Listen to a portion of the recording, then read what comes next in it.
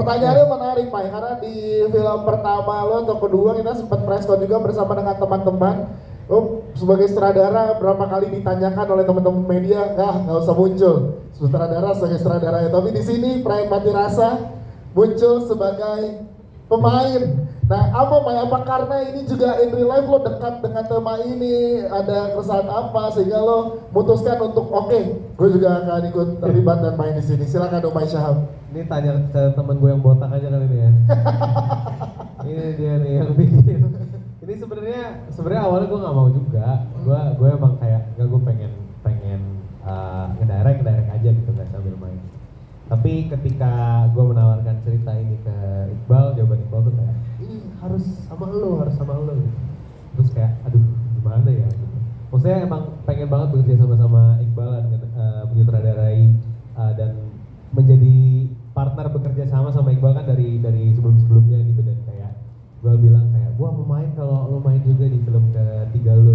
Terus kayak ya udahlah, ayolah akhirnya kita main gitu. Jadi ya sudah gitu sih mungkin. Jadi emang karena lebih ke tekanan ya dari mas-mas di samping saya. Ada tim. Nah, terus pada saat prosesnya gimana lo membaginya, lo kepala sebagai sutradara dan juga sebagai Uta, karena Uta di sini adalah anak kedua, ya kan? Seru banget ya, sampai di satu titik di set ini juga gue bilang sama Iqbal waktu itu kayaknya ini akan pertama dan terakhir gue main dan ngedirect di waktu yang bersamaan gitu. Karena nggak susah banget untuk bisa fokus di dua job desk tersebut kayak ada yang sebelahnya mungkin ya, boleh dipinjemin sebentar. Nah, ya silakan. Ya, itu susah banget sih, sangat amat susah untuk bisa fokus di dua pekerjaan tersebut. Yes, itu dia penjelasannya itu ya teman-teman media ya. Kalau gitu kita ke Prilly lagi, Pril. Umay sebagai sutradara dan juga pemain di sini. Prilly ya kita tahu Sinemaku bersama dengan Ibu Yani dan juga Umay tahu betul bagaimana menservis fans. Jadi kan juga kembali Brian Mati Rasa dengan ensemble yang luar biasa juga gitu. Kita lihat juga fans sudah menunggu hari ini. Nah, ini gimana dari Prilly dan juga Bu Yani ngobrol untuk Brian Mati Rasa ini, fans apa yang diberikan? Kalau di BSSK sebelumnya adalah ada support system nih yang diberikan sehingga bisa berlanjut support systemnya sampai dengan saat ini, banyak yang masih bermanfaat lah dari film itu karena ada support system. Nah, dari Brian Mati Rasa ini apa yang diobrolin dan jadi misi dari Sinemaku untuk penonton-penontonnya nanti? Silakan, Phil. Kalau aku sendiri Brian Mati Rasa ini ketika akhirnya nonton hasilnya ya, satu yang aku pikirin adalah kita nggak bisa melihat sesuatu itu dari sudut pandang kita doang, karena bisa jadi itu beda dan bisa jadi itu yang tidak bisa jadi itu tidak dirasakan sama orang yang kita pikirin gitu. Nah, di Brian Mati Rasa ini seperti yang tadi aku udah bilang, kita membuka perspektif orang tua, anak, bahkan support system yang ikut menguatkan si dua karakter adik kakak ini, Ian dan Uta. Itu mereka punya perasaannya sendiri, punya sudut pandangnya sendiri gitu. Jadi dalam kita melihat sesuatu hal atau dalam kita memecahkan satu masalah itu nggak bisa sama kepentingan kita sendiri aja. Kita juga harus mikirin orang lain tuh kira-kira ngerasainnya apa. Itu sih yang aku pengen publik juga tahu, bahwa dalam menyelesaikan suatu masalah atau menjalani hidup itu nggak bisa di termnya kita aja, tapi juga harus ngelihat perspektif dan sudut pandang orang lain gitu. Yes, terima kasih Prilly. Bu Yani ada yang mau nambahkan untuk teman-teman penonton nanti, Bu Yani? Silakan. Kalau untuk Sinemaku selalu beda biasanya gitu kan ya. Kalau di BSSK ada acara offline yang dimana kita ngundang fans juga untuk healing gitu ya, untuk cerita. Mungkin untuk tahap awal kita ngundang fans di sini untuk menjadi orang yang pertama secara langsung ketemu dengan para pemainnya. Orang yang pertama kali nonton trailernya. Untuk activity yang lainnya pasti tentu ada. Kita tetap ada social eksperimen secara online. Untuk roadshow juga kita akan lakukan di beberapa titik, di beberapa kota, 7 kota kalau nggak salah. 7 kota ya? Nanti lengkapnya kota mana aja akan ada di sosial media dari Brian Mati Rasa dan Sinemaku ya? Iya, masih dirahasiakan. Yes, bisa dikutip teman-teman media juga, siap-siap 7 kota akan didatangi oleh Brian Mati Rasa. Baik, terima kasih Prilly. Sorry, 7 kota dan 1 negara lagi. 7 kota dan 1 negara, oh Luar biasa Umay, terima kasih sudah dibocorkan di momen ini. Kita ke Iqbal. Tadi janjiannya nggak mau diomongin. Oh, Iya. sorry. Katanya mumpung udah ACC manager bu. Oh, udah Iya. ACC manager. Nggak, mungkin belum deal tapi yang saya tembak di sini langsung ya. Jadi kan penonton punya ekspektasi kan. Oh iya. Jadi ada satu negara jadi ditagih ya. Iya. Betul.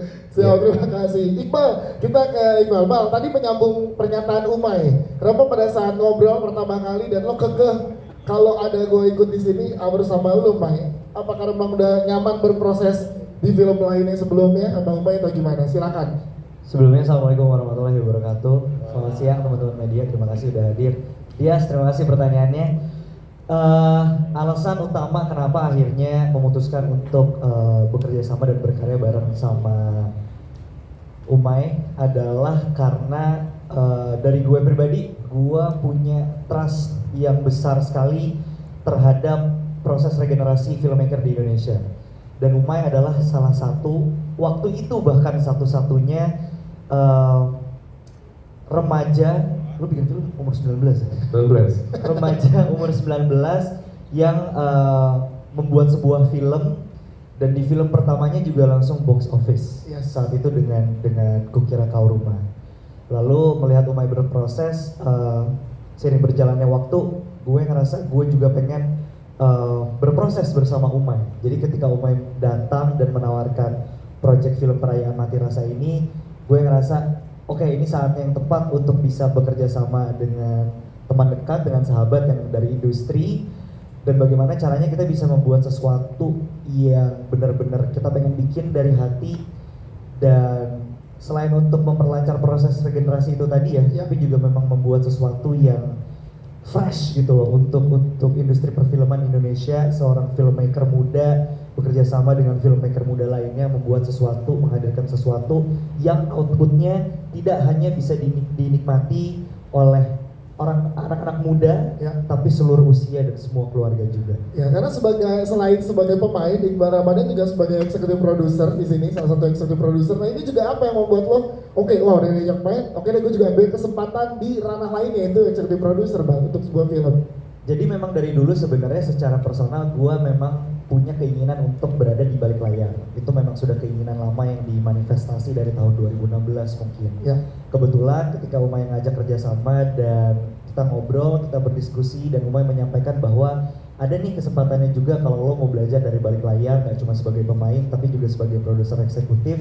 Umay dan Cinemaku adalah orang-orang pertama yang membukakan tangan gitu ya, untuk akhirnya gue bisa belajar menjadi orang di balik layar. Dan dengan tangan terbuka gue banyak belajar banget dari Umay, dari teman-teman Cinemaku. Gue banyak belajar tentang industri film gitu ya, nggak cuma sebagai seorang aktor yang menjadi pion di depannya yang dilihat di poster atau di trailer, tapi juga bagaimana caranya kita bisa mengkomunikasikan karya kita ini ke masyarakat luas dengan cara yang sedekat mungkin gitu.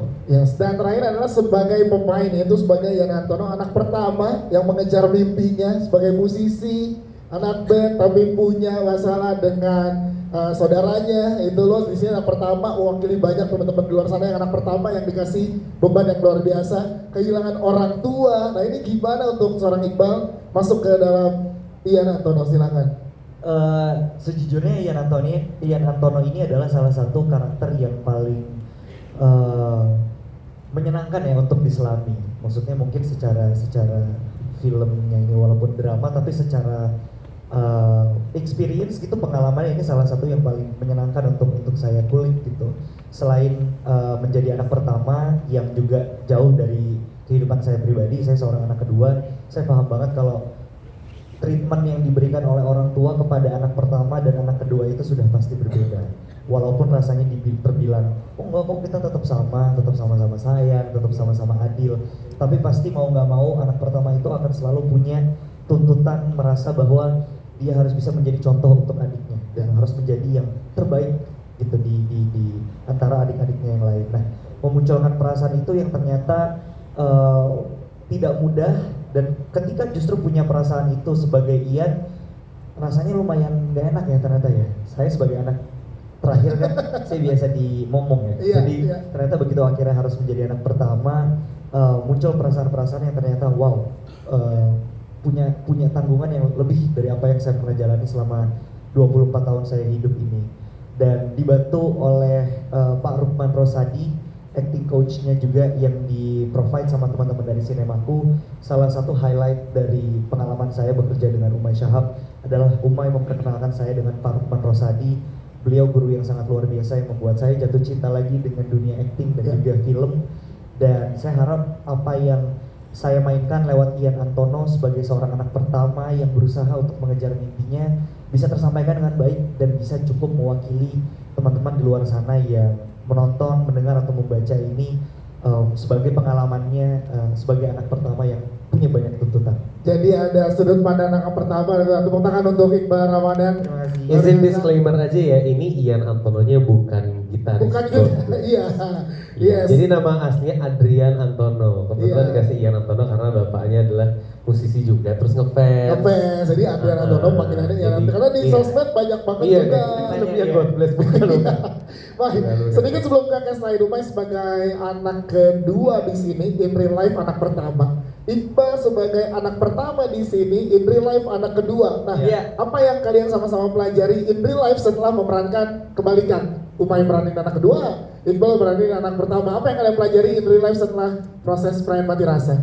Gue jujur kelar syuting jadi punya pandangan yang berbeda sama adik gue gitu sih, kayak oh ternyata dia punya, ya apalagi dia ngelihat ya kalau di rumah mungkin adik gue yang lebih sering dibanding-bandingin sama gue gitu, sama orang tua gue gitu. Jadi kayak gue bisa ngerti, oh ternyata ini ya yang adik gue alami selama ini. Selama ini lo jahat banget soalnya kan? Iya, gue kayak ngerubah pandangan gue terhadap adik gue, tapi 5 menit kemudian kayak tolong ambilin gue.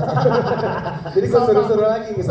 Tapi tetap maksudnya gue ngerasain bahwa ternyata jadi adik tuh yang kayak pernah gue bilang di The Making of Uta Antono bahwa adek tuh dependent banget sebenarnya. Adek tuh butuh banget sosok kakaknya karena adek tuh sebenarnya ngefans banget sama kakaknya. Adek tuh pengen jadi kayak kakaknya gitu, tapi Kita boleh langsung tanya sama adek lo ya, pengen jadi kayak lo.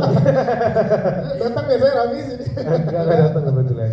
Tapi ya itu sih, kadang emang kakak-kakak juga banyak ya. Di luar emang menjadi kakak juga punya banyak ekspektasi, Iya. banyak harapan yang dia taruh sama dirinya sendiri.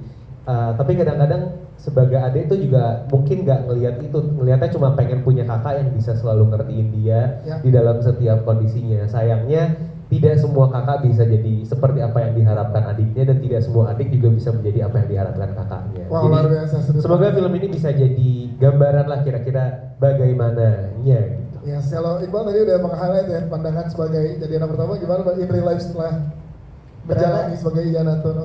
Ternyata ya maksudnya ternyata selama ini gue hidup sebagai anak kedua tuh banyak banget privilege yang gue nggak sadar kalau gue punya aja sih, bahwa ya gue nggak punya tuntutan untuk jadi yang lebih baik, gue nggak punya tuntutan untuk punya jadi contoh untuk adik yang gue nggak punya gitu loh. Tapi justru ketika menjadi Ian Antono ini, gue juga beberapa kali juga nanya sama Umay sih kayak, May, ini Ian Antono tuh lu ya? Soalnya kan dia anak pertama kan. Karena ngeselin. Ini lu maksudnya gimana nih? Kenapa? Karena ada keputusan-keputusan yang akhirnya seorang anak pertama itu putuskan gitu di dalam film. Yang gue sebagai anak kedua emang gini ya? Kayak gue nggak bisa ngerti gitu karena gue nggak pernah punya pengalamannya. Tapi tadi dibantu sama Pak Rukman Rosadi banyak banget ngobrol sama Umay tentang pengalamannya dia dan juga arahnya dia sebagai seorang director. Ini arahnya mau kemana dan apa yang disampaikan lewat karakter yang Antono ini akhirnya jadi bisa memahami dan jadi masuk akal gitu semua pilihan-pilihan yang Antono ambil, walaupun mungkin nanti ketika teman-teman nonton punya pandangan ada yang setuju, ada yang nggak setuju, tapi paling nggak buat gue mainin Ian Antono seorang anak pertama mungkin banget melakukan apa yang dia lakukan. Itu dia. Terima kasih Umay dan juga Iqbal nih teman-teman juga.